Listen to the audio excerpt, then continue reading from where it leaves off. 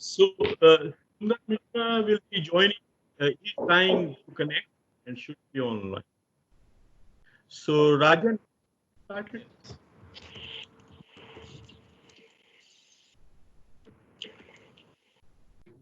Yeah. Good morning. Welcome, everybody. Thank you for joining us for this virtual policy dialogue, which we are hosting. Uh, we in advance, let me apologize to all of you if there are some technical glitches which you might have faced. Actually, from Delhi office, we are also doing for the first time this kind of a massive virtual policy dialogue. So kindly bear with us. We are thankful for all of you and some of you who have joined, like Ambassador Tariq and Professor Sachin, etc., who joined 20, 30 minutes before the meeting by sparing their time. We are indeed grateful. As you would have seen from the program, we have a very tight schedule. So I have two things before I request Dr. Nagesh Kumar, head of the South and Southwest Asia office of ESCAP in New Delhi, to moderate the session. For the question and answer after the presentation followed by the panelists, you can either type it in the chat box, your question, or you can say you would like to speak. So depending on the time, Dr. Nagesh will give you the slot. Given the limited number of time slot for question and answer, maybe it would be useful if you can keep your comment or questions within certain time limits, which Nagesh will let you know. So let me invite Dr. Nagesh Kumar to moderate this policy dialogue. Dr. Nagesh. Thank you, Rajan, and please mute your phone. Yeah, good. Thank you, everyone, for joining this morning. This morning for this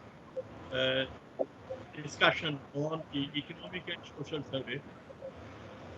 I don't know why there is this resonance. Is also facing this? It's the voice is breaking, sir. We're unable to hear properly. I'm sorry. I think you can request everybody to mute their mics. Please mute your mics. I suggest mute your mics as well as the camera. Let camera be only be for the moderator, presenter, and the panelist, so that the internet connectivity and flow will be better. Thank you very much.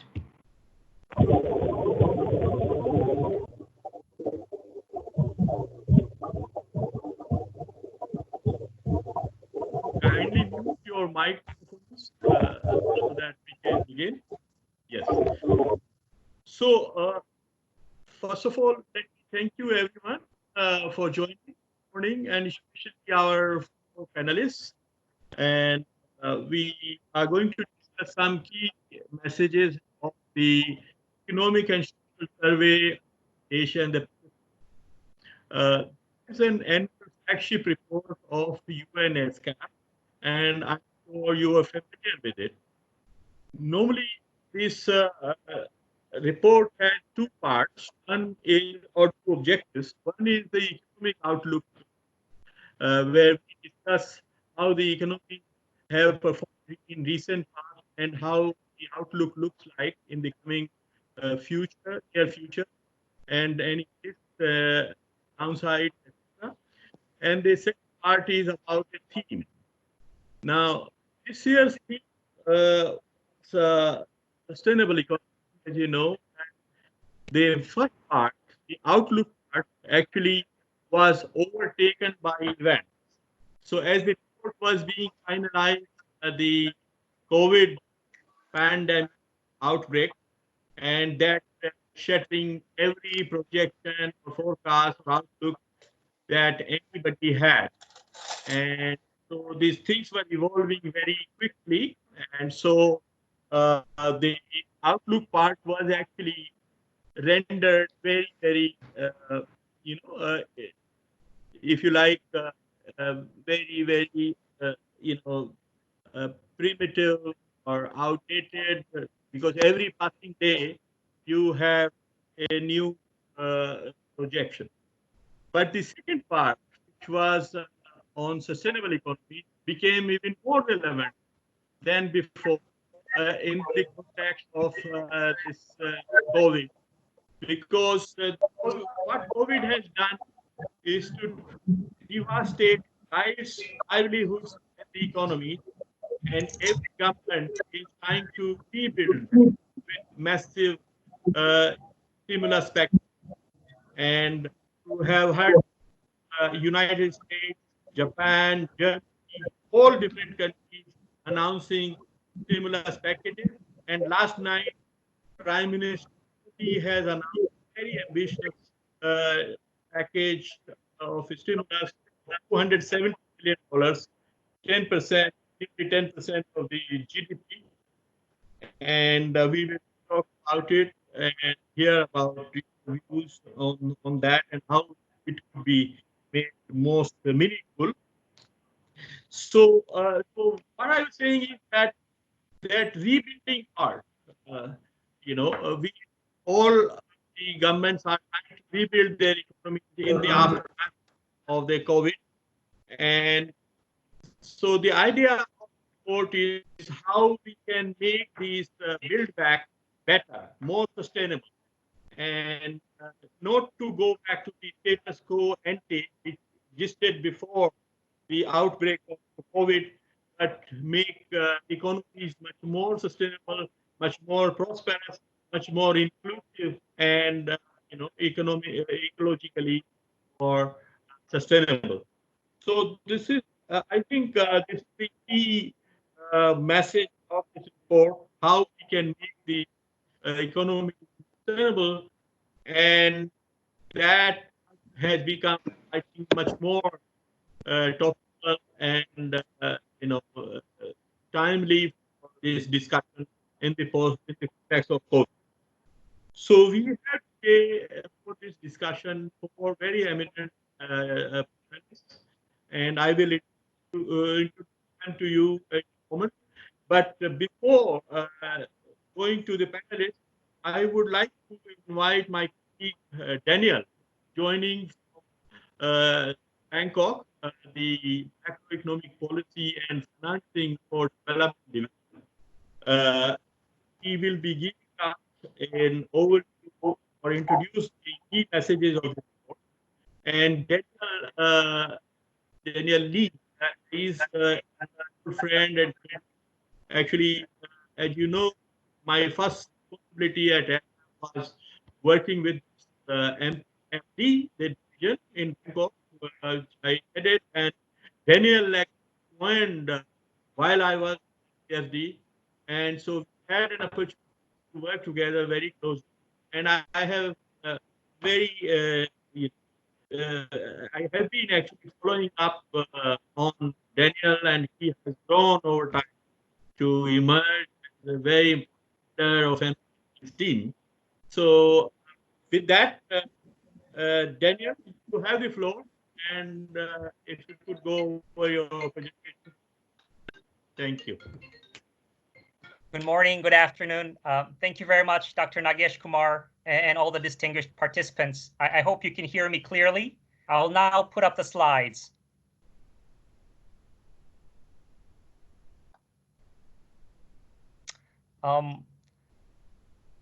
I'm very delighted to share with you some of the highlights of our recent work. It's the Economic and Social Survey 2020, and it's entitled Towards Sustainable Economies. It builds on our last year's survey, which was Ambitions Beyond Growth. Here are some of the key messages. So I'll touch on the COVID situation, but also focus on our theme this year, which was on responsible consumption and production, SDG 12. We want to say that COVID-19 crisis should be taken as an opportunity to reorient our development model to enhance social justice and environmental sustainability.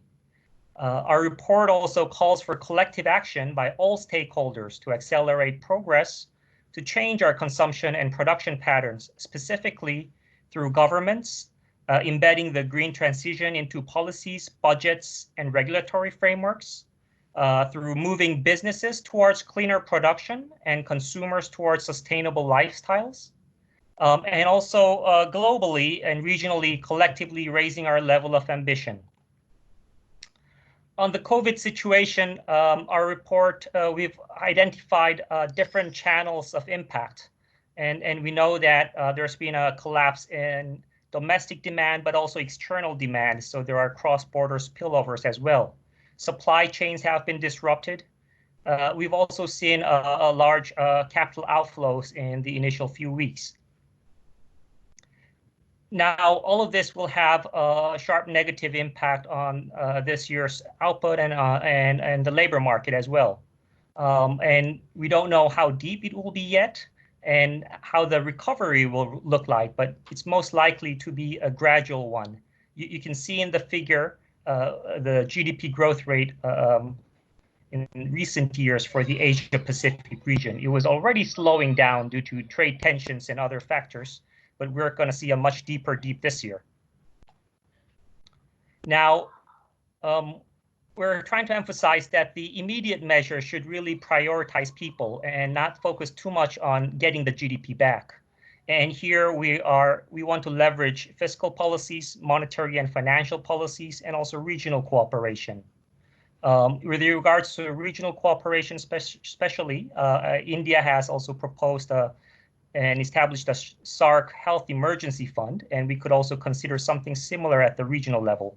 There's also a lot of discussion on debt relief and temporary standstills, given the much wider financing and fiscal deficits faced by governments this year. Now, Dr. Nagesh Kumar has already highlighted that major economies around the world are deploying fiscal stimulus packages. And here we took a look at our own region. So about almost 50 different jurisdictions in Asia Pacific region. And we can see, first of all, the different containment measures here before going to stimulus. So all countries have taken down some stimulus, some containment measures, including state of emergency, lockdowns and curfews. Some have also closed borders and also adopted screening at the ports, and also introduced travel bans and restrictions. So you can see which countries have done, how many countries have taken which measures, and also domestically to contain community transmission through social distancing, school closures, and closure of public places. Now, the next slide looks at the stimulus packages and the size of it. So at least 49 economies in the region have announced fiscal stimulus packages, and the size varies quite a bit from as small as 0.1% of GDP to around 20% of GDP, which would be Japan. But the median is about 2.38%, so about 3% of GDP. Of course, we should be cautious about cross-country comparisons because the time frame and scope of all these stimulus packages vary quite a bit, but we can see some of the differences across the sub-regions here. The orange bar shows the median, and the shaded area shows the minimum and maximum range. In terms of the composition of the stimulus packages introduced, we can see that there's a lot for households and businesses, but also to support the health responders to fight COVID, and to help SMEs through subsidized utilities and rentals, subsidized loans, and payment deferrals, also direct wage subsidies and expanded unemployment benefits, also social assistance, and some direct cash transfers or in-kind transfers. Now, the fiscal positions will obviously deteriorate. So here what you see is, this is the difference in the projections of the IMF in terms of the fiscal balance of different countries from comparing October 2019 with the latest April 2020 projections. You can see that we're expecting much wider fiscal deficit in many countries, well beyond 5% of GDP, percentage points in some countries, including many small island developing states in Asia-Pacific region. Here is a timeline of events and policy responses for India. So we've had the first confirmed case in January, end of January, but the first confirmed death was on 13th of March. And I think that's when a lot of the measures started coming. The lockdown since March 25th has been there. I've highlighted in red some of the different fiscal stimulus packages, but you can also see the monetary policy measures by RBI. So we've had initially the health emergency investment of about 0.1% of GDP. And then in March 26th, that was followed by an announcement of $23 billion, about 0.8% of GDP fiscal stimulus, largely in kind and cash transfers, including through the direct benefit transfers and wage support. There's also been some state level stimulus measures. Most recently, as you're aware, last week, the finance ministry increased the borrowing target for this fiscal year, to about 5.5% of GDP. And just yesterday, the prime minister announced a very large fiscal stimulus package, probably much more comprehensive in scope and more medium term as well, to the tune of about 10% of GDP, with more details to follow.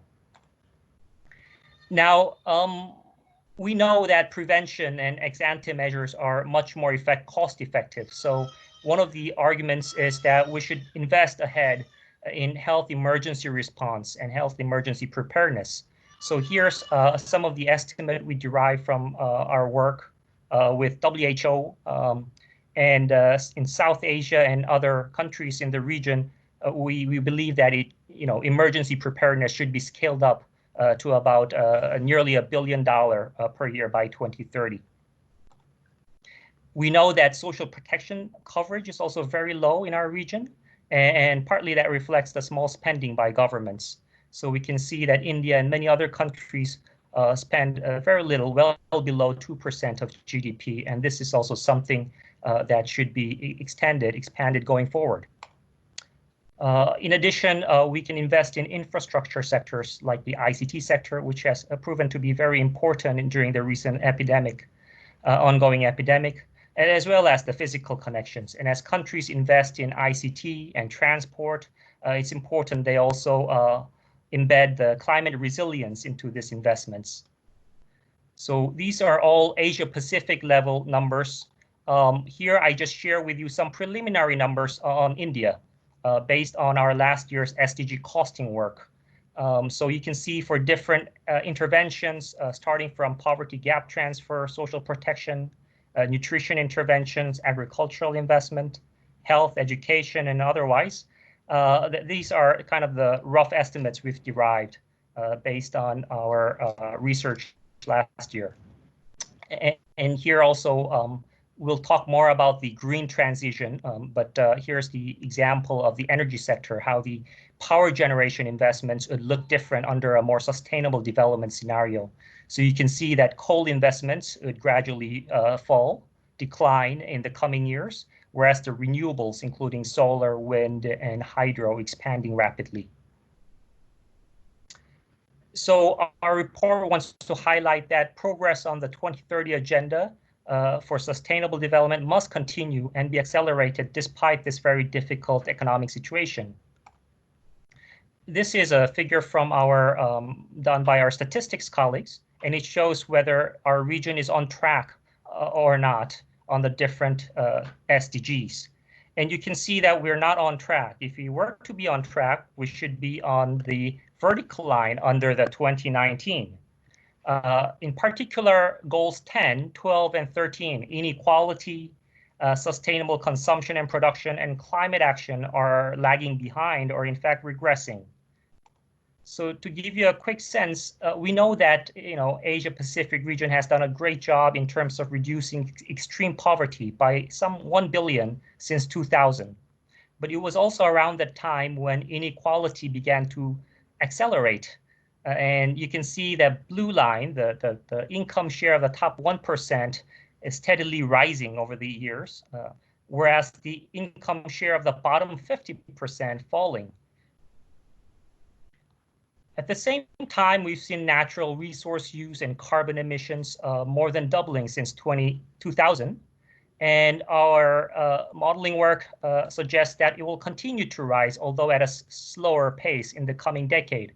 This is alarming, given that the IPCC says that global emissions have to peak before 2030 and approach net zero by 2050 if you were to meet the Paris Agreement targets.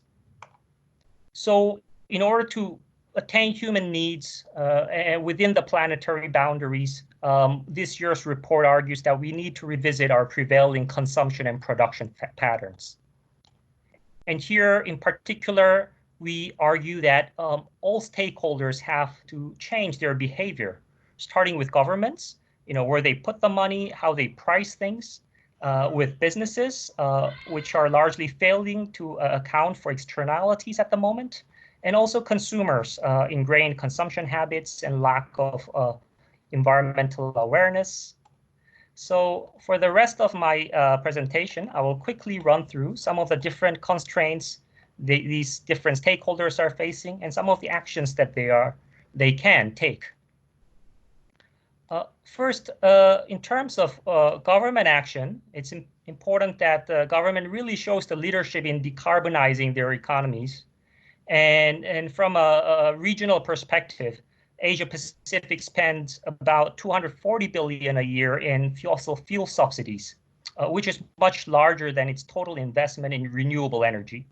In India, coal subsidies were over 3 times the amount of renewable investment in 2017. But at the same time, India has been making rapid expansion of renewables in recent years. Investment in renewable power, shown in the green and dark blue blocks here, have topped that of fossil fuel generation for the first time in 2017. Going forward, we should also price carbon, and at the moment, most of the existing carbon pricing schemes range, in terms of price per carbon, are very low, but the suggested range is somewhere between $40 to $80 per ton. So if we were to impose this type of pricing, here is a simulation from IMF suggesting how much the carbon emissions would be reduced below the baseline projections, and how much the carbon tax revenues would be. So for India, we can see that there could be a fairly substantive change in the carbon emissions, partly because of its heavy reliance on coal. And also the expected carbon revenues would be quite substantial, about 2.5% of GDP, which could be recycled to address any vulnerable households or also to reinvest in energy efficiency schemes. Here's a brief overview of the carbon tax, or the tax on coal, that India has placed. It started with $1 per metric ton in 2010. And it rose to about $5.6 per ton by 2016. But there's also been recently some proposal to waive the carbon tax, and this is something we would oppose. Now, government also has an important role in greening the financial system. And here we've listed some of the different financial incentives and regulatory incentives governments can provide. And there are also very strong international coalitions among central banks and financial regulators to further this cause, namely TCFD and the NGFS. We take note that India is currently not a member of some of these coalitions and not a signatory to some of these initiatives, so it's encouraged to do so. Here is also a brief overview of India's financial system, how the efforts to green the financial system. Going back to 2007, when an RBI published a circular on greater transparency and better practices, and also including more recent measures like the large green bonds that have been issued. Now, but it's only not just the government. We want to make sure that businesses and consumers are on board. And in fact, many of them are demanding action for governments to make. And for businesses to internalize the externalities, it's important they incorporate the ESG factors: environment, social, and governance.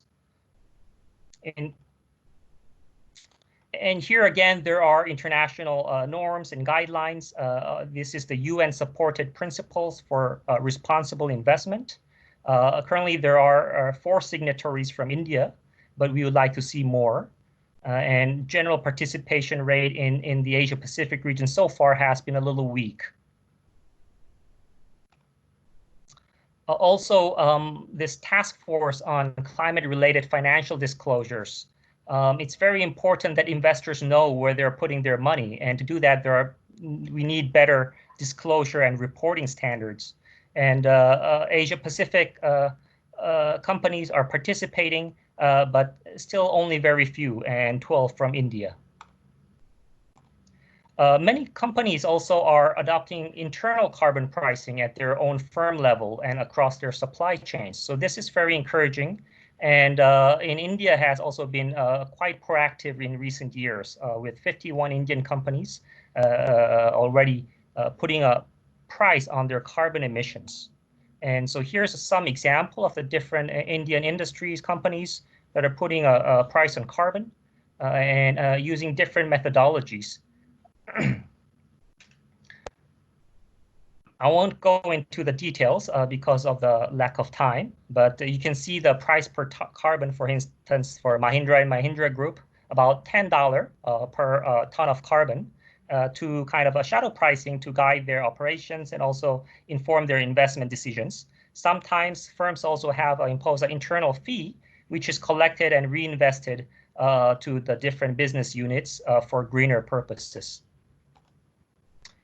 And it's very important that we do this because investors and consumers are demanding this type of information, and businesses should rise to the occasion.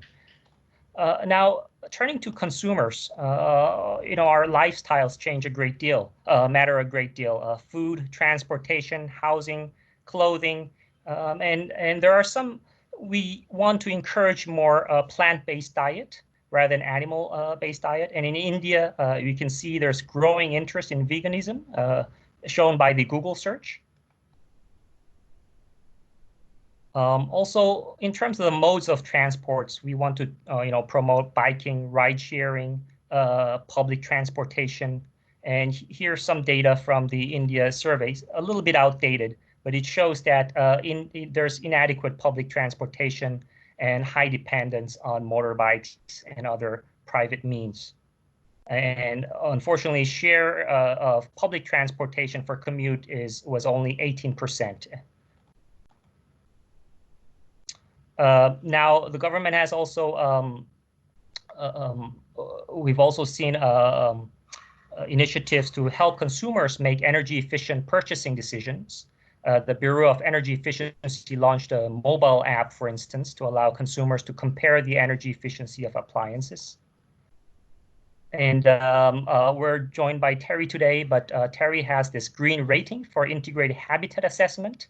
And so this helps to minimize resource consumption, waste generation, and the environmental footprint of the buildings, which is very important. So here's a bit more details on this initiative. And here are some pictures of the different green buildings and the different rainwater harvest systems, organic waste composters that really needs to be scaled up as we go forward. Sustainability is also about the fashion industry. And here, based on a survey of Indian consumers, we can see that sustainability considerations are definitely important, along with other things like material quality and design. Now, we also highlight the need for governments to do nudging. And government of India already has an initiative for social influence, real-time feedback, and salient measures to influence household and consumer behavior. And we can see that, there's been success in terms of average energy savings from these measures. So now, we also want to encourage sharing of idle and underutilized resources through ride sharing and other means. So coming towards the end, we only not need national and subnational action, but also global action. And cross-border cooperation could be very important because unless we harmonize the climate-related standards and regulations and policies across countries, there's the incentive for businesses to adjust is not so strong. There's also a possibility for trade conflict due to these differences. We also can cooperate in terms of moving towards regional carbon markets, which can make the carbon abatement cost much lower. And there's also a lot of room for scaling up transboundary power trade to move the renewable energy to countries currently relying heavily on coal.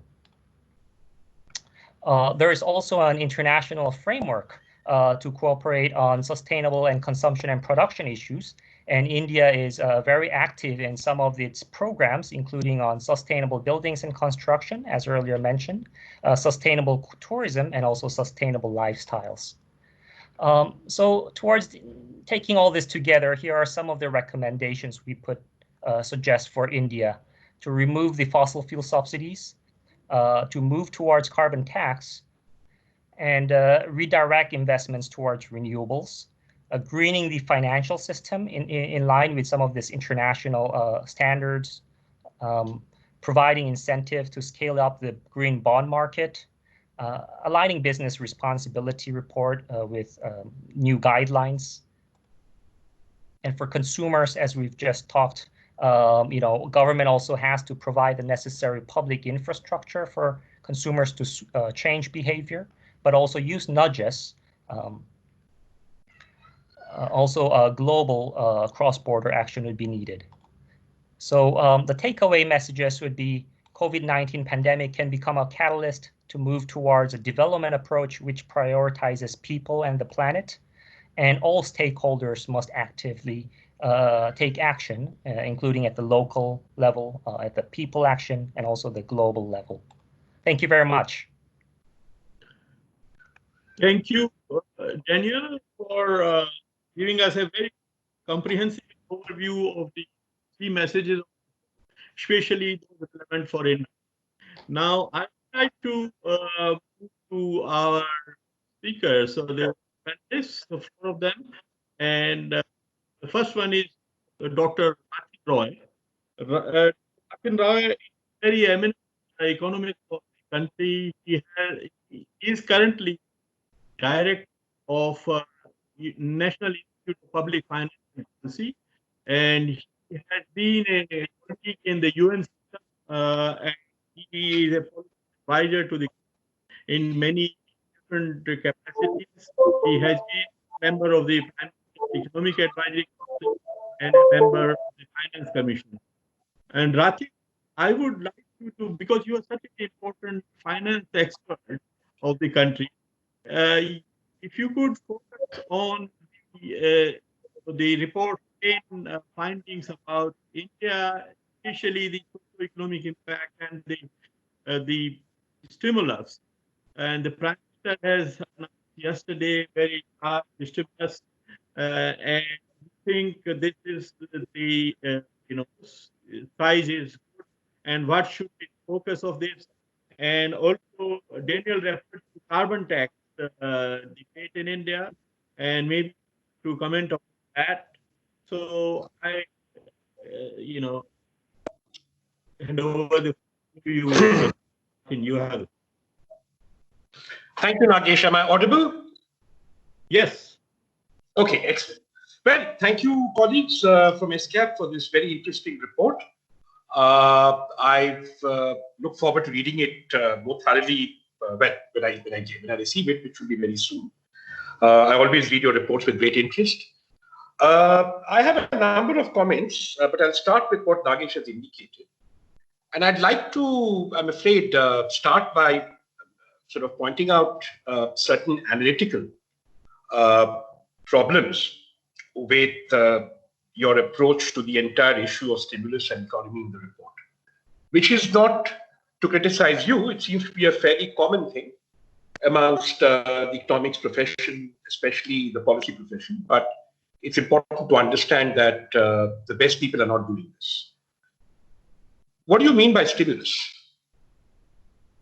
A stimulus is something you do to spur something. And that is okay when you have a counter-cyclic, when you have a cyclical recession. When the problem is structural, it is analytically misplaced to talk about a stimulus. I know the press does it, but we are professionals. You will notice that the more careful economists don't speak of stimulus, they speak of support. So let's get this straight. There is no fiscal stimulus happening in a response to this crisis. There is fiscal support happening. And fiscal support has two priorities. One is to protect national income, and the other is to protect national wealth. When you have protected, then you can stimulate. So that's my first comment. Therefore, your analysis of fiscal stimulus needs to distinguish, as many good reports have done over the world, between, and you've not done that, I'm afraid, between measures intended to support income and measures intended to support output. That is what support is about. And it doesn't really matter whether that support comes from the fiscal side or the monetary side or even the multilateral side. The second thing that's a bit surprising in your presentation is that the frontline actors in this business are the states. And you have somewhat underestimated, in my view, the total amount of spending for income support and other things that the states have been doing. Remember that the states are a much larger fiscal actor taken collectively than the center. And your analysis almost exclusively, except for one throwaway line, talks about the central government, and that is not right. So again, I'd suggest that perhaps you bring out more follow-up papers, and it involves a little hard work, but you will have to, I'm afraid, do it if you're working on a large federation. Third, you do not speak about liquidity, this is the analytical point again, as percentage of GDP. Liquidity has nothing to do with GDP in its denominator. Okay? Nagesh, am I audible? Am I audible? Yes, yes, absolutely. Okay. Go ahead.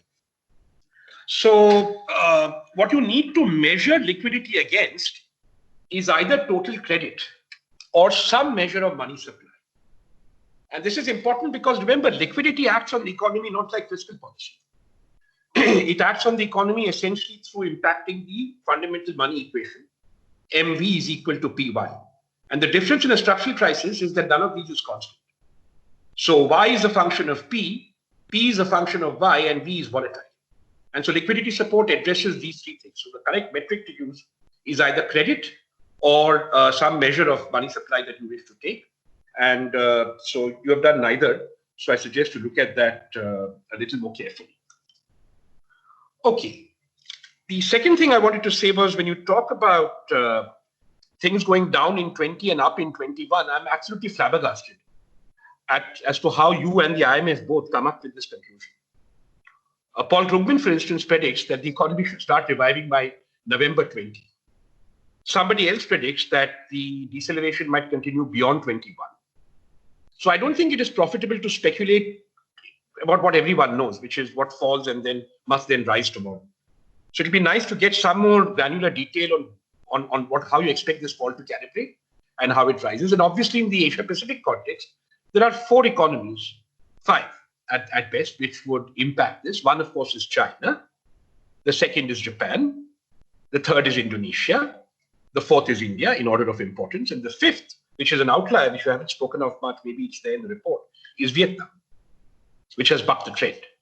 And a combination of what happens in these 5 key economies is actually going to affect that down-up trend as you see it. And in your modeling work, I would suggest that you look at that. You might get a far more sophisticated sort of approach than the 2 question marks you have, because that does not add to information. On the what you insist on calling a carbon tax, I have to submit to you are misrepresenting matters. India does not have a tax on carbon, and the tax on coal is not a tax on carbon. It is a cess. And the cess on coal has been imposed not to limit the consumption of carbon, but to make sure that those who suffer the consequences of negative externality from coal production and utilization are compensated through other types of activities. And the coal cess, unfortunately, over the last few years, has not been used for any such activities. In fact, ever since its inception. Responding to this, the idea is to do away with it and try and see if we can bring in better carbon measures. So please don't mindlessly oppose something which is actually intended to achieve the outcome that you want. The outcome that we want is something that disincentivizes the use of carbon and encourages the use of low carbon technologies. The coal cess is not doing that, and that is why India is seeking to have better fiscal base of doing what you call nudging in this context. The fourth point I want to make is I would caution against the United Nations system, or indeed anybody, governments, United Nations, in talking about diets and clothing and things like that. I know it's fashionable, but I'd leave that to religious leaders and cults. There is absolutely no evidence to indicate that in India, the consumption of fish, for instance, which is not plant-based, in any way damages our economy. In fact, the blue economy is a very important part of Sustainable India. It addresses our protein challenge. And to assert as if India were the West or China, that our consumption of animal-based proteins is somehow damaging for the environment without further proof, I think is unwarranted. The same goes with clothing.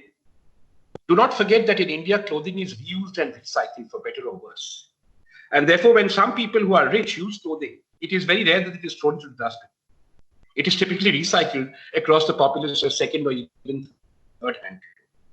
So again, those cookie cutter slides, speaking from an Indian perspective, I don't feel comfortable with at all. And I would ask you to re-examine them.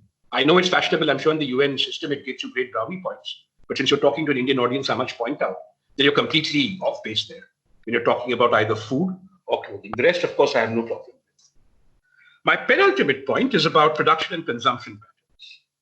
So you assert that production and consumption patterns ought to change.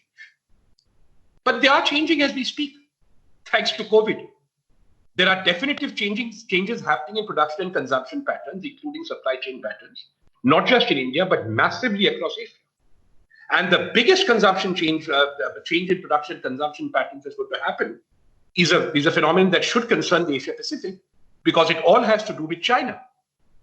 And the supply chains that China has a monopoly of, and that we are finding to our cost, we perhaps would be wise to avoid using in future as a matter of pure human security.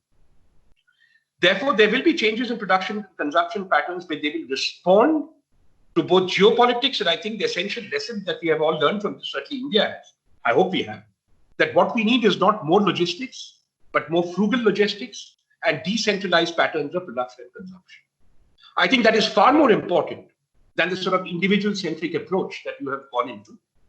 I will think about how your individual-centric approach marries with what is really happening in the world, which is a massive response to the idea that the most efficient way to work is to create comparative advantage-based global supply chains.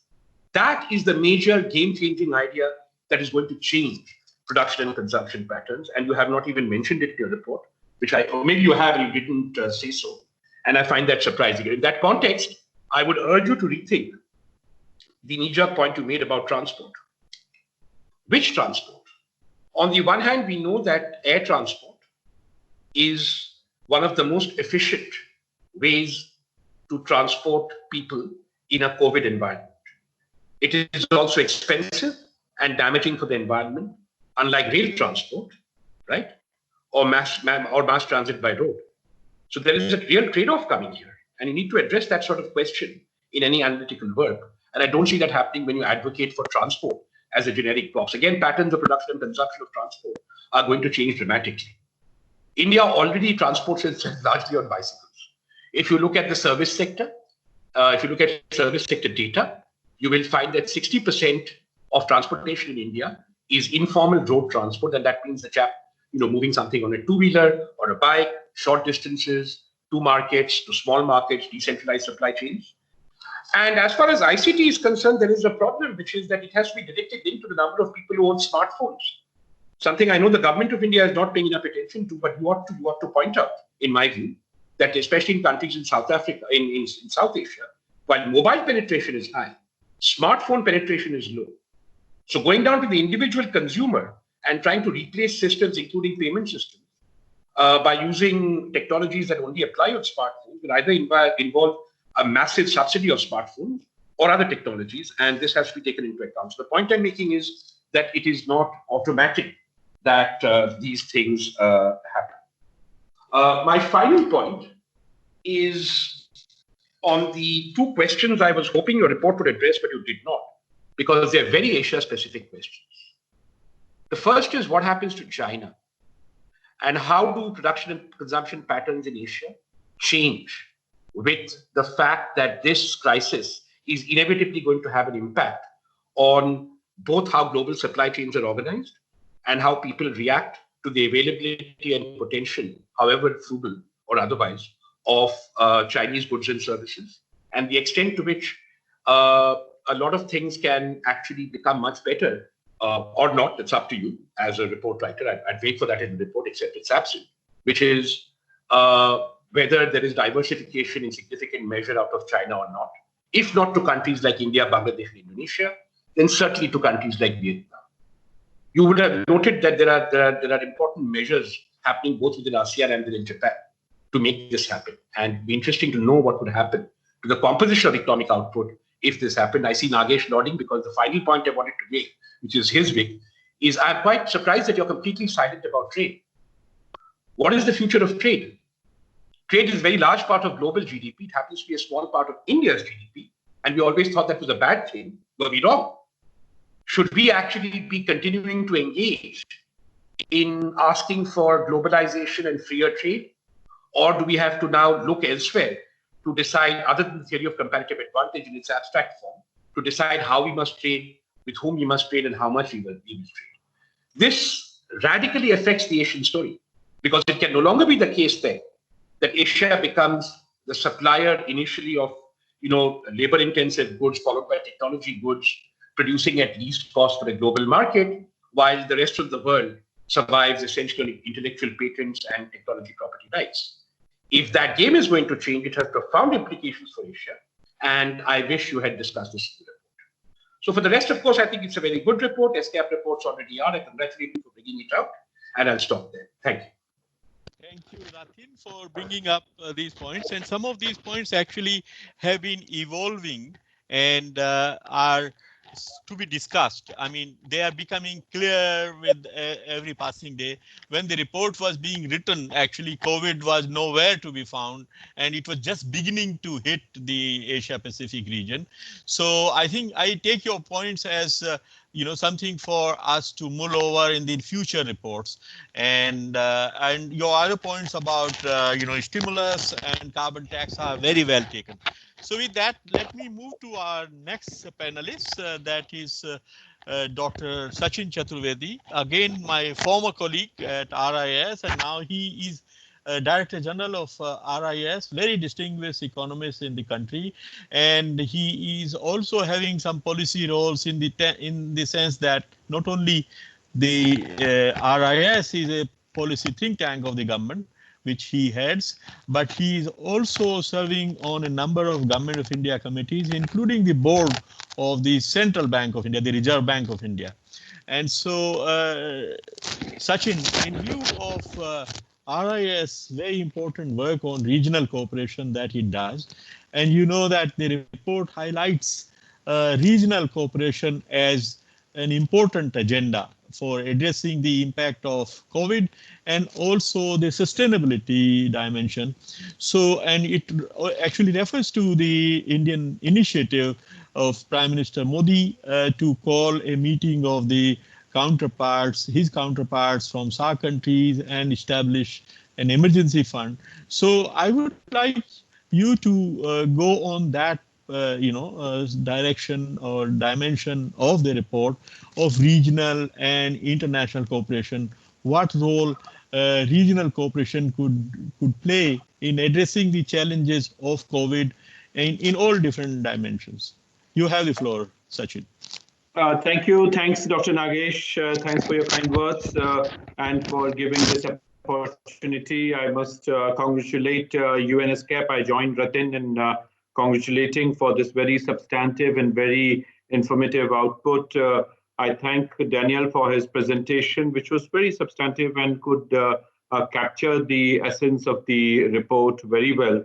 At the outset, I must congratulate because I'm very, very I'm happy to see the first chapter of the report, which has squarely tried to bring forward the whole debate that has been evolving, I would say, for last couple of years on economic growth-centric development model. And I think this probably would be important for the countries that are trying to see and assess now, particularly in the post-COVID world, the social and economic cost of growth that we have gone through, and the fact that the usual business scenario would not go forward when we are evolving. In fact, Dr. Nagesh, you would recall the 1996 Human Development Report, where they identified the 5 different types of growth that Dr. Panchmukhi used to talk very often about: the jobless growth, the ruthless growth, the voiceless growth, the rootless growth, and the futureless growth. And that, I think, is important for us to see how we are reminded of our past when we are actually laying ground for the future. And that's where the focus of this report on local action, people action, and global action, I think, is extremely important at this point. I'm also very much impressed with the chapter 5, where bridging sustainability in production and consumption, I think, is very well highlighted, and that I think brings me to the point of cross-border cooperation or regional cooperation, as you have suggested. I have 5 points there, and then I would close. The first and foremost, I think, is this whole issue of a SARC COVID-19 regional fund that has come up. And if you see regional cooperation in this context, as my Prime Minister was once asked about the neighborhood first policy, and his point was that it ends with the west coast of US. That's where the Indian neighborhood ends, and so this large fulcrum, I think, brings in the point in a very important manner as to how we address challenges, particularly the ones like COVID and its honestness. And there, I think, regional cooperation, the fund mechanism is one, but much more important than that is the cooperation in science and technology of that. And Daniel, I would have loved to see a section or a chapter on the STI policy framework, science, technology, innovation policy framework, something on which Dr. Nagesh has worked immensely and has contributed to a great extent. The point that we heard yesterday from Prime Minister's speech and today is all across the media, the very idea of self-reliance. I mean, RIS has been talking about it for more than 20, 30 years, and not only for India, but for all the developing countries. And that's where I pick up what Ratin very rightly pointed out on payment architecture. So that's where science technology is important in the finance sector. It is important for the platforms that Prime Minister suggested while talking to EU for the infection data collection, for joint platform for vaccine development, and also for sharing of the evidences that are coming out from different strains of COVID-19 virus. And that, I think, gives us the scope and bandwidth for cooperation with partner countries. So that's my first point within the cross-border or regional cooperation. Second, and I think you have very rightly pointed out, RIS has initiated a major sort of program on transboundary electricity trade. And that I think is an important dimension in terms of how do we support industrial and economic development with Bangladesh, with Nepal, and with Bhutan, the trade has multiplied over the years. What further measures are required to reduce inefficiencies, reduce the losses that are happening, and further support industrial and economic development in the sub-region, I think is extremely important. The hydropower-based projects have their own environmental dimensions that are to be taken care of, and that's where I think the role of our cross-border cooperation is extremely important. In your section on cross-border cooperation, you have also talked about SCP, and I think the sustainable consumption and production is the third point that I wish to highlight. You have talked about ASEAN-led SCP program, and I think it's pertinent on our part to see how that can be leveraged for South Asia's own restructuring of the value chains. And I think, again, Ratin was very right that we need to see how the post-China dominant order that we are seeing now in Asia, with the localization of the value chains, production chains, how we see countries within South Asia and Southeast Asia are going to see the sustainable consumption and production being leveraged for sustainable development and for the idea of sustainable economics, as your report has focused on. That also has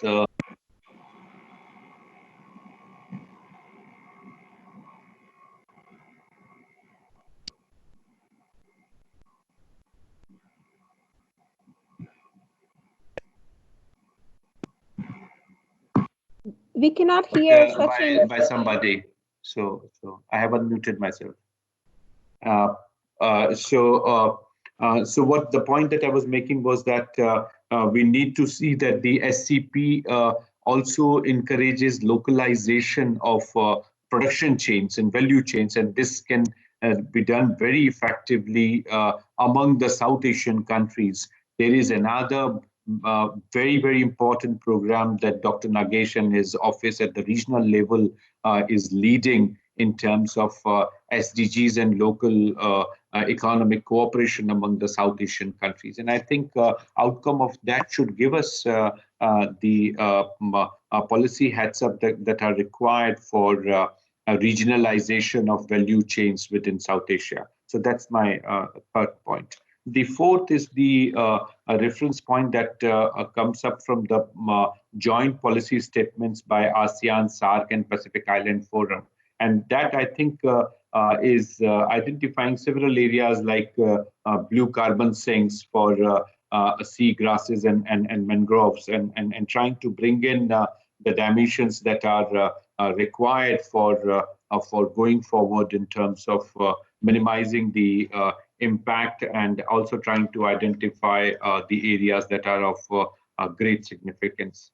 Two areas I would mention for regional cooperation that are of key significance, and in the report one could have had a detailed analysis of that in terms of agriculture and health. But as Dr. Nagesh has pointed out, that the report was initiated much earlier than the crisis as it has unfolded. I think the biggest challenge that has come up is in the health. How do we encourage member countries to have a production architecture which is capable of serving the national requirements, be that of medical devices, the APIs, or other dimensions of health sector requirements? And second is of agriculture. Within agriculture, the challenges are immense, and we need not see the full agriculture analysis, but regional cooperation, I think, per se, would be of great significance when we start thinking in terms of South Asia's own requirements being woven together through the value chains that we are looking at. At the G20 presidency of Japan, the idea of science, technology, innovation, STI, for SDG came up in a major way. In fact, after the presidency was over, Japan has launched a major project on identifying the dimensions of STI SDG, which is also being led by the UN system across the board, particularly the ECOSOC. And the HLPF would have specific sessions on this.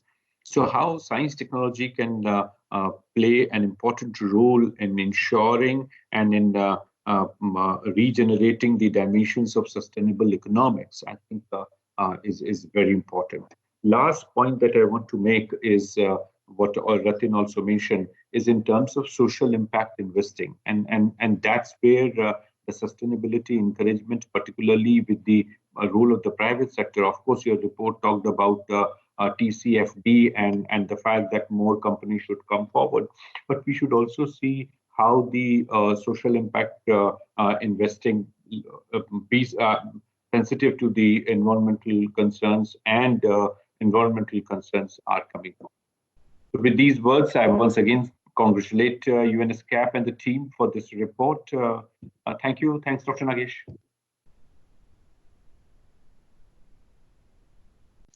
Thank you, Sachin, for very comprehensive, very interesting points. And some of the points that you made are, I think, very useful to pursue further, like STI for SDG and all, and the regional cooperation, and actually this, SCP. In fact, one of our next panelists is going to talk about sustainable consumption and production. I'm looking at Dr. Charlene Singhal of TERI, who will talk about this. But thank you, Sachin, for bringing up these very comprehensive, very useful points for our future work also. And so let me turn to Charlene. Charlene Singhal is Dean of Research and Partnerships at TERI School, Advanced School, or TERI University, which was the earlier name.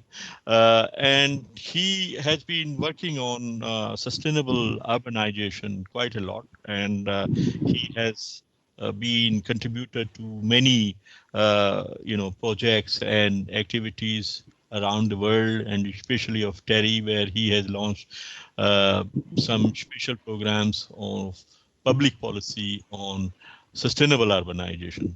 Charlene, I would like you to take up this dimension of sustainable consumption and production, which Sachin already referred to, and which could be an axis of regional cooperation in his view, which is very interesting thought. And, the way South Asian countries will be urbanizing very rapidly in the next 20, 30 years, then sustainable consumption and production becomes very critical, attention. The South Asian countries embark on their journey towards rapid urbanization. So your thoughts and linking up to what has been said in the report would be very valuable. So Charlene, you have the floor. Thank you, Nagesh. Thank you for those remarks, and certainly a very interesting presentation from Daniel, who has already briefed his ongoing, I would put it as an ongoing analysis on certain points relating to India. And these, of course, set the floor for our discussion later on as well. I am just bringing forward certain points going forward, and let's say taking up views from what Daniel has presented.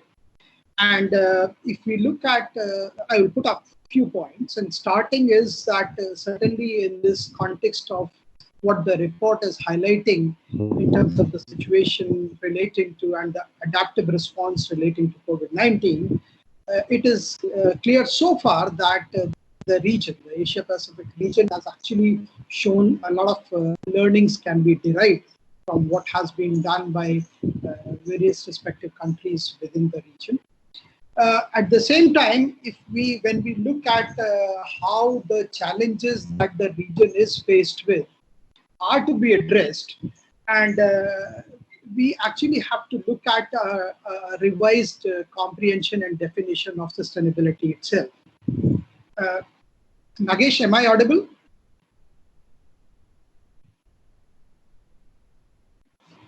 You are perfectly audible. Please go on. Okay, thank you. So when we look at this definition of sustainability in the context of the region itself, again, a greater emphasis on sustainable consumption and production is the way forward for the long term. So one, we are talking about the immediate response from the pandemic, but in the long term, how the resilience of the region itself can be strengthened is critical to be observed.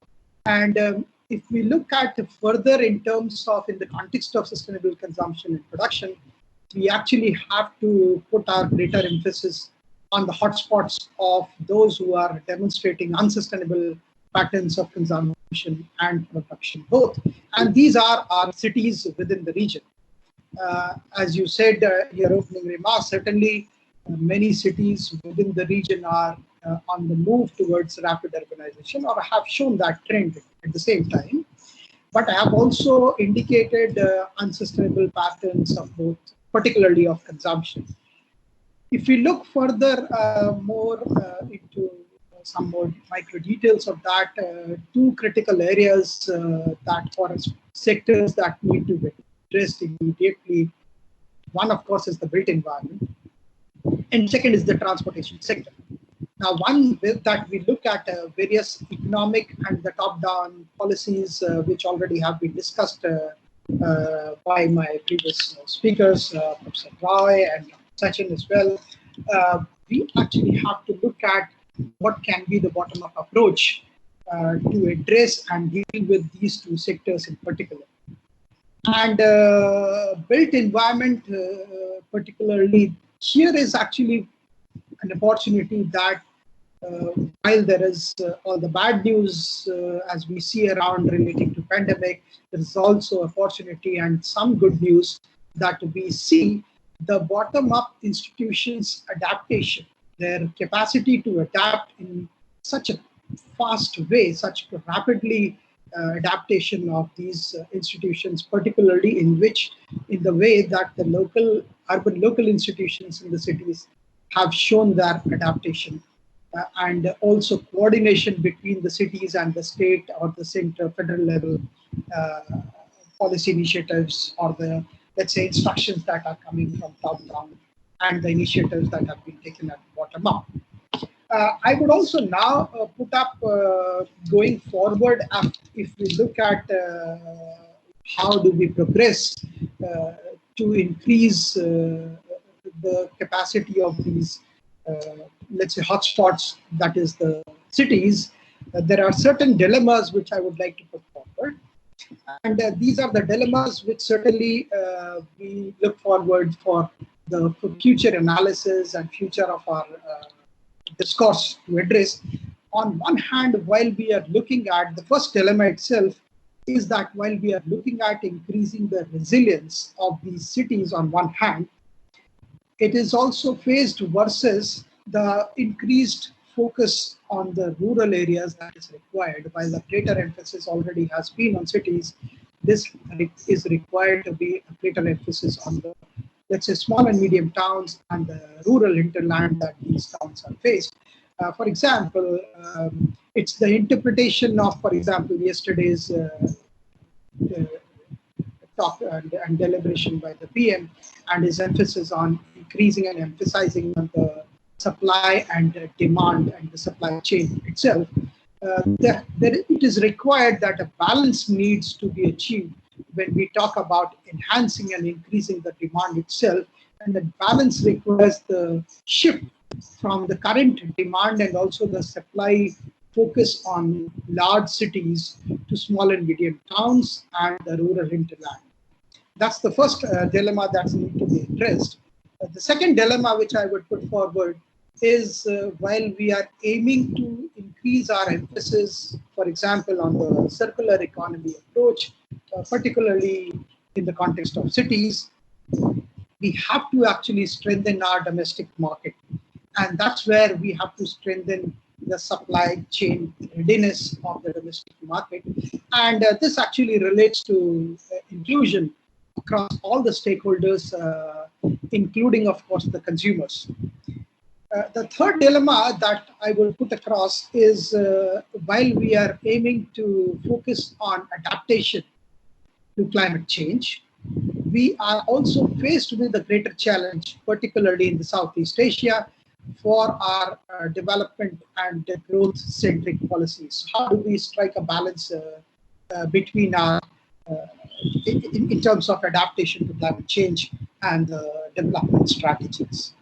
The fourth and a very important dilemma that needs to be addressed is relating to the behavioral change. How do we actually establish, while we have already initiated both through some of our nudging led initiatives and also some of our voluntary initiatives linked to awareness generation, it is how do we actually establish and sustain the behavioral change over the long-term period.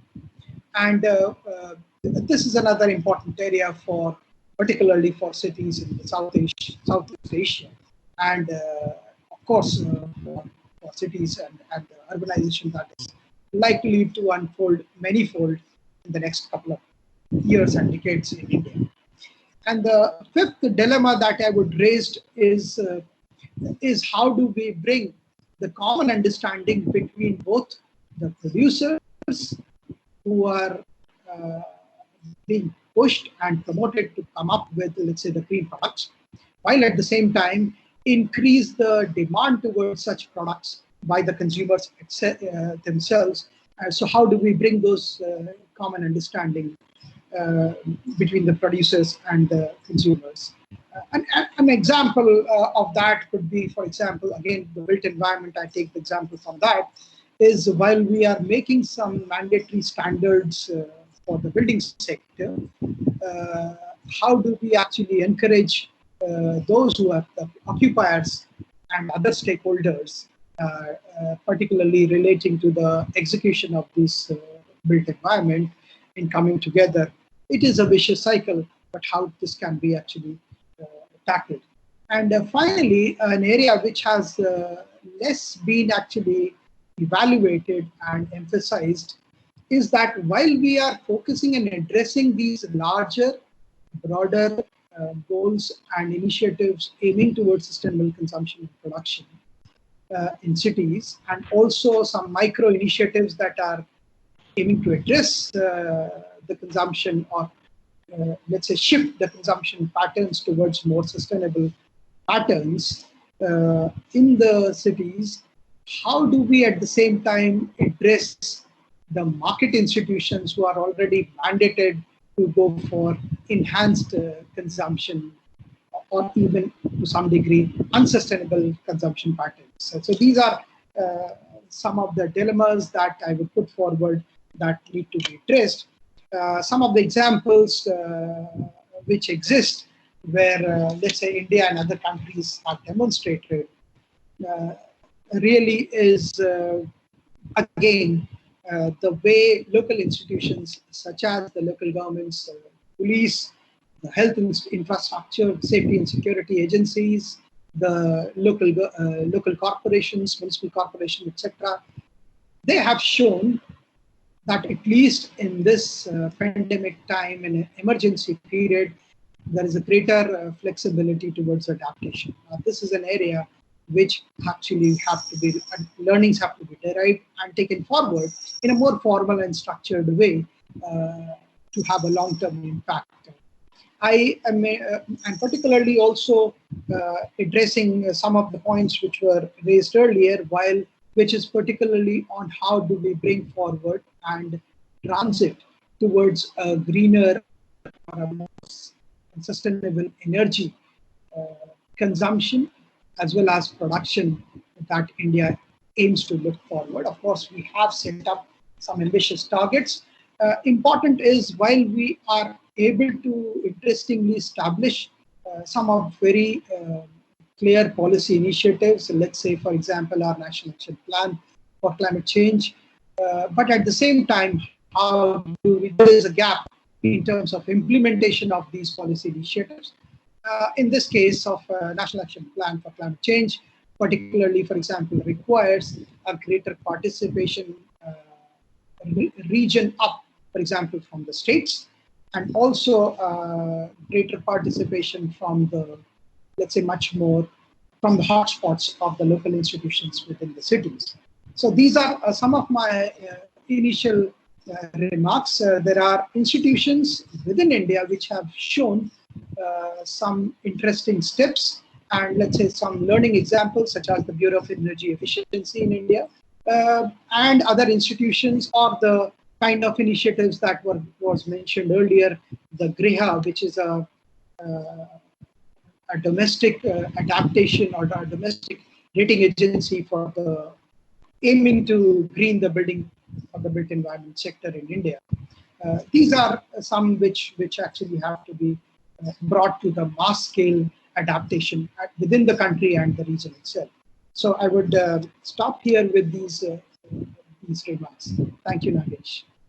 Thank you, Shaleen, for very interesting points about urbanization, the greener energy, and energy efficiency, and all of these things have to become a practice for us to move towards or transition towards sustainable economies.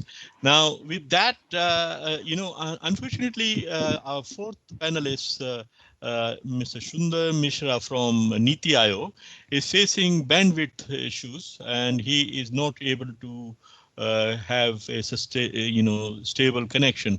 So, Rajan, do you have any latest news about him? Yes, even it's not only a bandwidth, but I think even his overall network is bad, because I tried, I discussed with you, to connect him through the mobile phone, and maybe through an audio we could have shared his views, but even his phone now he's not picking up. So the SMS he's not reading, phone he's not picking. So we'll have to. So I think we will have to move on. So let us move to the open discussion, the questions yes. and if he answers. joins later, I will let you know, Nagesh. Then you can give him the floor. Sure. Thank you. Sure. Good. So let me just see if there are any. I have received some questions from the email, but I want to just first check if anybody is raising any hands. I see Ambassador Tariq Karim. Please go ahead, Ambassador. Thank you, Nagesh. Can you hear me? Yes, we can hear you. Okay, I just want to make a few quick points because I have to leave for another meeting in the next 30 minutes. One, I think we may have to rephrase this discussion in the background of three things. Livelihoods, I'm looking inward, inside out, from Bangladesh out, and how the region is affecting and we are likely or not likely to affect. Livelihoods pattern has changed totally. Right. And that will have a bearing on social stability or not, which again will translate into political stability. And within the South Asian context, when we look at our connected borders and permeable borders, by process of osmosis, we will affect or continue to affect each other. I think this pandemic, within the span of less than 3 months, has probably taken Bangladesh back 40 years. I would venture to say, although I'm subject to correction, that it may have taken India back 5 decades or so in terms of many of the parameters that you have defined for economic and social development. 3, we perhaps have more people pushed into the poverty trap today than we were able to take out, and we prided ourselves in that achievement in the last 40 years. Okay, now how are we going to ensure that these people come back online quickly? Because unless they have money in their pockets, they're not going to be consumers. 81% plus of our export revenue, foreign exchange, comes from one industry, that's the garment industry. And 70% capacity is now lying unused because the market is not there. The global supply chain has broken down. Although we have received some assurances from some European countries, I think the European countries and other markets are going to do big somersaults and reassess their own situation. And as it was pointed out in some of your presentations, people are going to reconfigure the way they live. Clothing, they will conserve rather than have a new fashion every week or every month or whenever the fancy suits them. Because income levels coming down, they will say, I need to conserve. So I think a behavioral change will be forced upon us, whether we like it or not. And I think that needs to be taken. So there will be perhaps a reconfiguration of the labor market. There will be a reconfiguration of the emphasis of where that labor is going to go.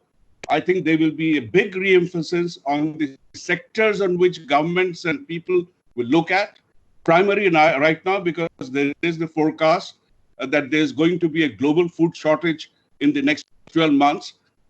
We in Bangladesh don't have a food shortage now, but we have a huge problem in distribution of the supplies.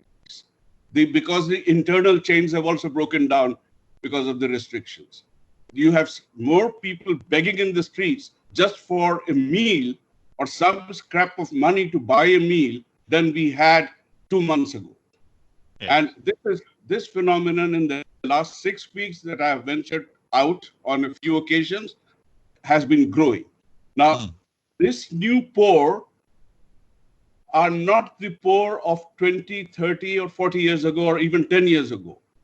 Okay? They are not docile. They are not uninformed.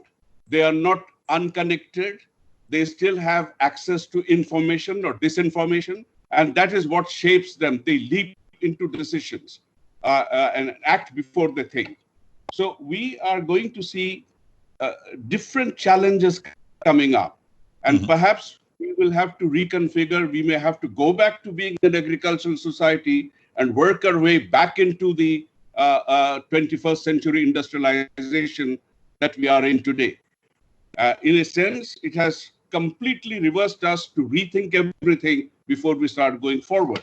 Last point, the behavioral change that is already taking place, as I said, will force a reshift in emphasis. And regionalism, I think we will be forced to look again or reevaluate or revisit regionalism. I mean, India had virtually written off SAARC until a year ago, even 6 months ago.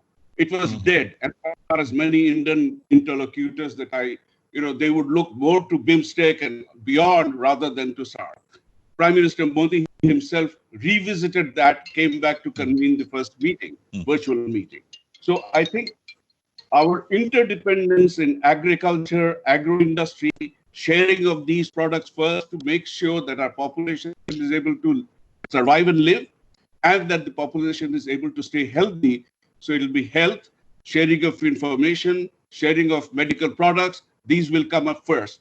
A point mentioned was, I think Sachin mentioned it, and I completely agree.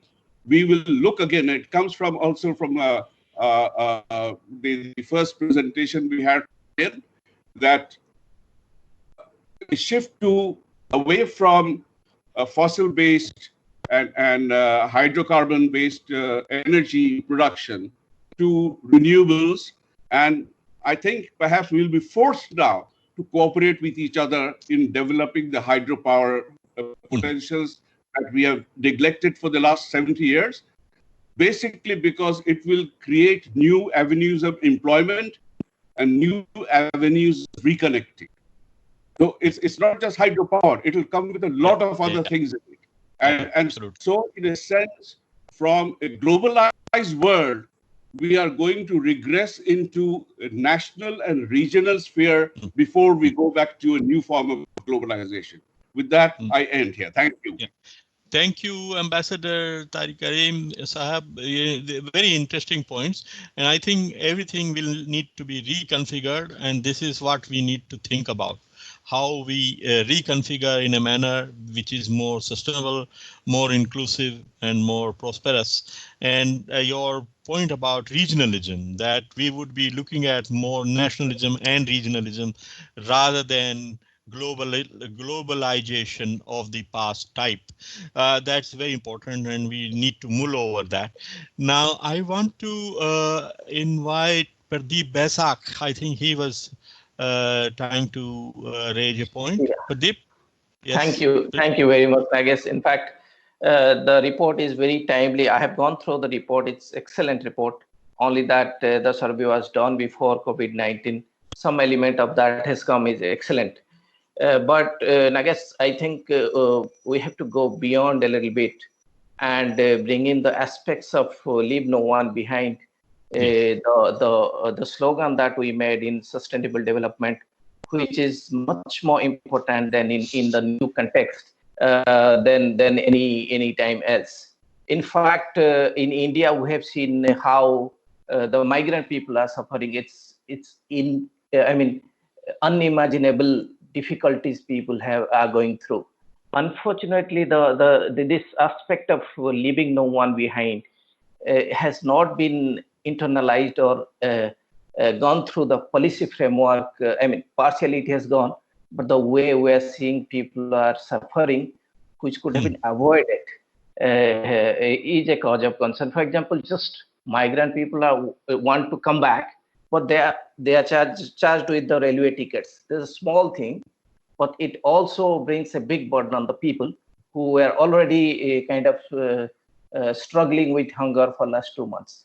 In Pakistan, some of our civil society organizations surveyed, they saw that this women-headed families, the transgender, and religious minorities. These are the groups who are suffering a lot. In Nepal, for example, Nepal is primarily a remittance-based economy. And with this COVID, remittances stopped coming. 20% of the economy is based on remittances. Here, one colleague yesterday in our call said that the government won't have money to give relief to the people. In such poor countries, this is the time that ODA is considered, and the donor agencies are also should come forward to support the civil society in the poorer countries, for other countries also, poorer countries. But I understand this is a time which, the crisis time leads to reform, and this is a crisis time. It's our for the civil society, UN, and the academia, in fact, push through these sustainable reforms. It's just not reforms for sustainability and inclusiveness. Lastly, I'm the Asia coordinator of GCAP, Global Call to Action Against Poverty. The global civil society has also risen to the occasion and issued statements. We're also doing some campaigns because people are indoors. We do not do kind of offline campaigns. Online campaigns we are doing. I stand with Stronger Together. So I'll be happy to share all those with you eventually. Thank you, Nagesh. Thank you, Pradeep, for adding your perspective, especially the civil society perspective, and leaving no one behind should be really factored into everything that we do. Very important points, and we will be in touch with you. I see Professor Prahlad Kumar. Are you trying to make a point, Professor? Hello? Professor Prahlad Kumar, are you trying to make a point? Please unmute yourself.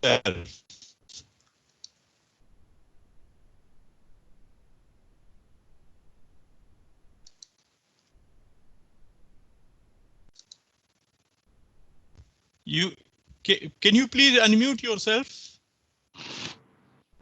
Hello? We are not able to hear you. Your mic, please. Your mic is silent. Please unmute your microphone, Professor Prahlad.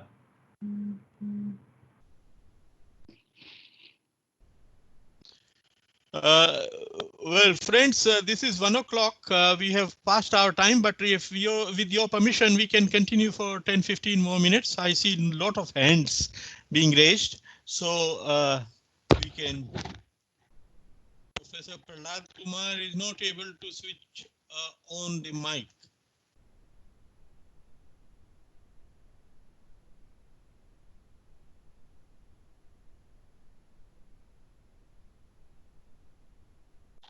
Microphone.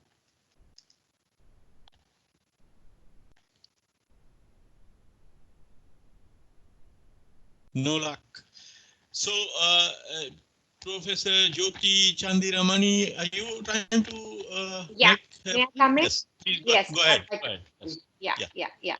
At this point, I'd like to say that never before, has the SDGs become more meaningful, the goals that have been identified, because you have to have a new beginning. And, when you have to begin, that the mantras have been laid out.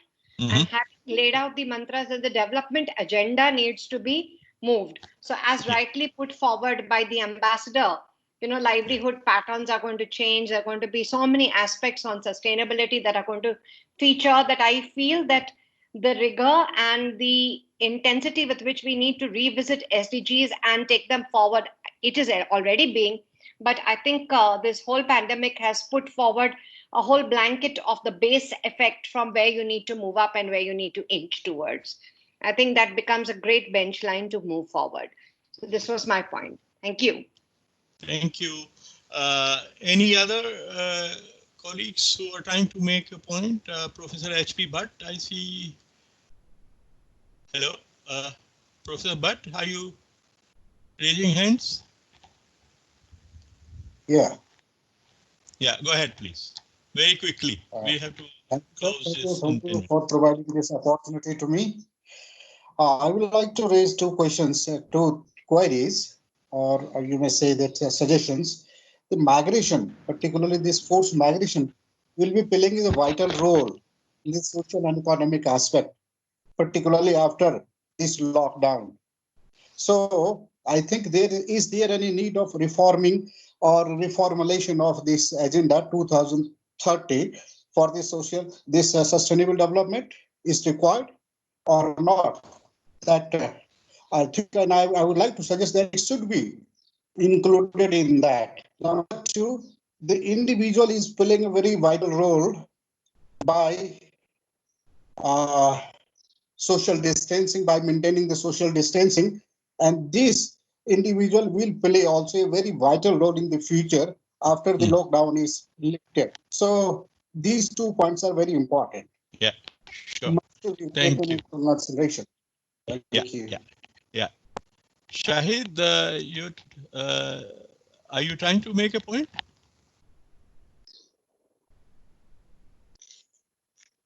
Microphone. Hello. Yes.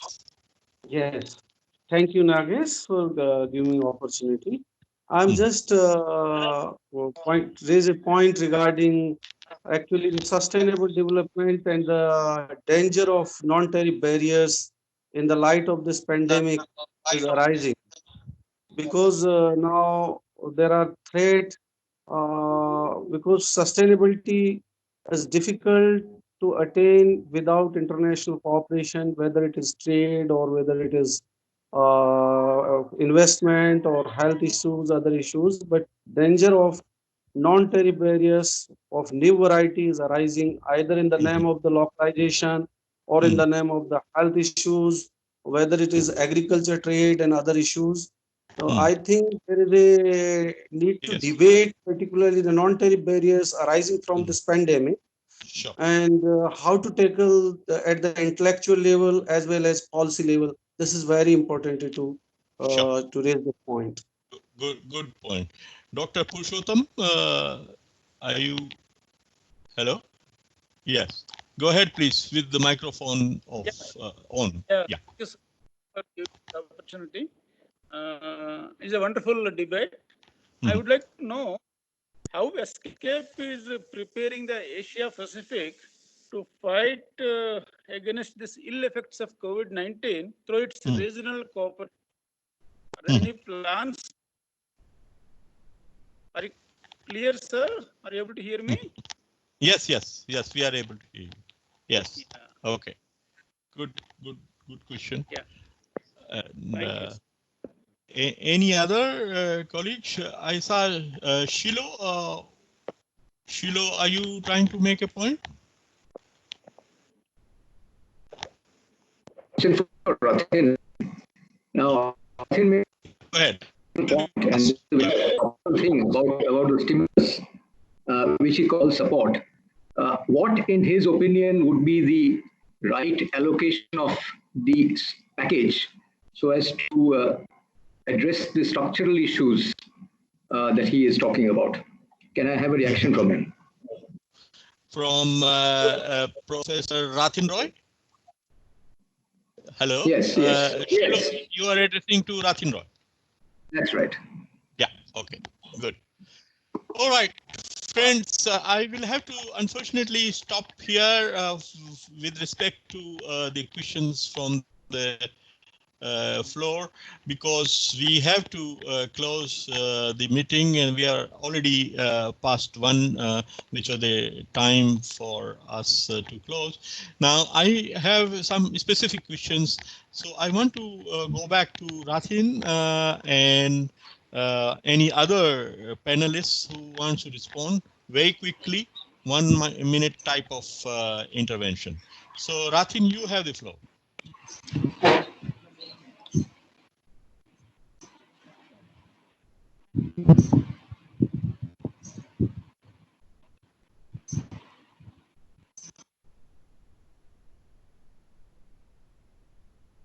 Hello?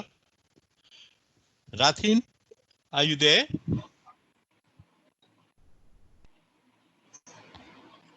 Hello?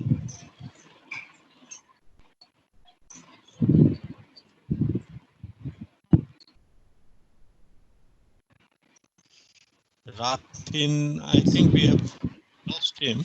Sachin, you want to come in to respond to any questions? I think, Dr. Nagesh, they have covered very well the broad points that have emerged, particularly Ambassador captured the idea of regional cooperation. And I think he was absolutely right that agriculture and the value chains that are there in agriculture would have to be revisited. And you have already responded to that by suggesting the priority and the need to do so at the earliest. So I think the post-COVID scenario would compel us to revisit several of these dimensions. I'm sure we would do it. Yeah, good. Shalin, you want to come? You want to respond to any of the questions raised? Yes, go ahead. Just 2 quick points on how ESCAP actually can take forward in terms of strengthening the approach for the Asia-Pacific region. And there are 2 areas which require greater emphasis. One is actually on the focus on decentralized governance. Given that we are looking from even the comment from global to regional, decentralized governance has to be the focus, and particularly strengthening the capacity, which will require a very, very new approach for the local and the regional institutions. And also the emphasis on the database. We can see very clearly that we have actually struggled in terms of both the database and information management that exist at the local level. And the second point is a greater emphasis on the research, and that too particularly both across in terms of the exchange, the deeper research and the different approach that will be required now onwards for the research into these areas of sustainable consumption and production, and also the greater exchange between the learnings across the countries within the region. Thank you. Thank you. Now I want to go back to Daniel. Daniel, you want to respond to any of the questions or comments? But generally they were all very valid take-home kind of points. But if you want to say anything, please feel free. Thank you very much for all the valuable suggestions. I took very good notes. Our team here also joining us online will take note of them, certainly. Some of the points you also raised are relevant for our other division colleagues, like trade division has also a trade report. We also have a STI report. So I would also encourage all the participants to look at this other ESCAP reports as well. Thank you. Very good. Thank you very much. I think we should now say goodbye to everyone. Thank you very much for joining today, and this was very rich discussion. Beyond my expectations, I must say. We started with very good presentation from Daniel, and all of our three panelists added a lot of richness to this. And then the open discussion was really very, very interesting. So you brought perspectives from different fields, and I think it's absolutely impossible to summarize this, but I think what we are all looking at this moment or mulling over is how to rebuild the economies which have been devastated and lives which have been devastated by COVID, to make them more inclusive, more sustainable, and more prosperous. So in future, we have less of inequalities. We have left no one behind. Everyone has the minimum social protection and basic access to basic amenities of life. And then we are all able to, and we are all empowered to contribute to the national progress on which the global progress will be built. And yesterday's Prime Minister's address was, I think, very much in that spirit, that we need to rebuild our economy in such a manner that contributes to global peace and welfare. So on that note, I want to really thank every one of you to join us. And, we really enjoyed talking to each other in this. And we will continue with this kind of dialogues as we go along and address the challenge of COVID. Thank you very much. Stay safe and healthy. Thank you. Bye. Bye-bye. Thank you, Nagesh. Thank you. Thank you. Bye. Bye. Thank you. Thank you so much, Nagesh, for hosting us. Thank you. Bye-bye. Thank you, Nagesh, sir. Thank you. Thank Thank you, you. sir. Thank you. Thank you. Thank you.